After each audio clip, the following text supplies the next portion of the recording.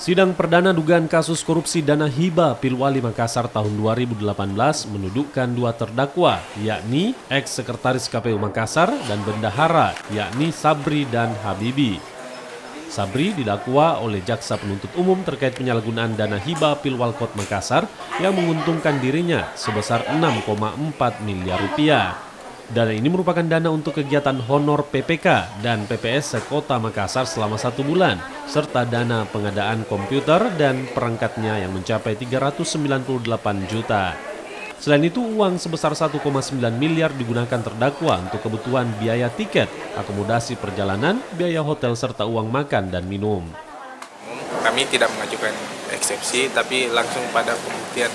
Jadi minggu depan sesuai dengan jadwalnya bahwa pemeriksaan saksi untuk terkait kasus dana hibah KPU.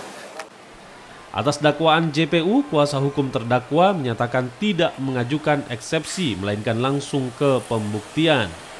Sidang lanjutan akan digelar pekan depan dengan agenda mendengarkan keterangan saksi. Diketahui dana hibah pemilihan wali kota Makassar bersumber dari APBD Kota Makassar tahun anggaran 2017-2018 sebesar 60 miliar rupiah. Terbongkarnya kasus ini berdasarkan audit inspektorat yang menemukan adanya kekurangan kas tunai. Arif Tritana, Kompas TV Makassar.